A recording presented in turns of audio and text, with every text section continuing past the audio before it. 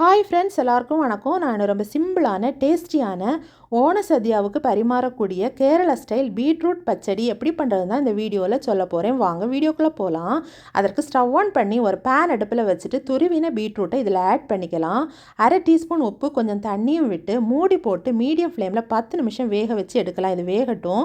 இப்போ மசாலா ரெடி பண்ணிக்கலாம். ஒரு மிக்சி ஜார் எடுத்து அரை கப்பு துருவின தேங்காய், 1/4 டீஸ்பூன் ஜீரகம், கொஞ்சம் கடுகு, 2 பச்சை மிளகாய், கொஞ்சம் தண்ணீரும் விட்டு நல்லா ஃபைன் பேஸ்ட்டாக அரைச்சி அதை எடுத்துக்கலாம். இப்போது பீட்ரூட் நல்லா வெந்துடுச்சு. இந்த மசாலாவை இதில் ஆட் பண்ணிக்கலாம். இதோட பச்சை வாசனை போகிறது வரை கிளறி விட்டு வேக விடலாம். இது நல்லா வெந்துடுச்சு. இப்போ ஸ்டவ் ஆஃப் பண்ணி இதை ஆற விடலாம்.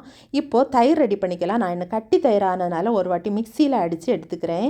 இப்போது தாளிப்பு ரெடி பண்ணிக்கலாம். ஸ்டவ் ஆன் பண்ணி ஒரு பேன் அடுப்பில் வச்சுட்டு கடுகு தாளித்து கருவேப்பிலையை பொரிய விடலாம். இப்போ தாளிப்பு ரெடி.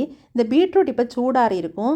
இந்த நேரத்தில் நம்ம ரெடி பண்ணி வச்சுருக்கிற தயிரை இதில் ஆட் பண்ணிக்கலாம். இப்போ உப்பு செக் பண்ணி பாருங்கள், வேணும்னா போட்டுக்கோங்க. ஃபைனலாக இந்த தாளிப்பு இதுக்கு மேலே தூவி இறக்குனீங்கன்னா சுவையான கேரளா ஸ்டைல் பீட்ரூட் பச்சடி ரெடி. ட்ரை பண்ணி பாருங்கள். பிடிச்சிருந்தா லைக் பண்ணுங்கள், ஷேர் பண்ணுங்கள், கமெண்ட் பண்ணுங்கள், சப்ஸ்கிரைப் பண்ணுங்கள். தேங்க்யூ ஃபார் வாட்சிங்.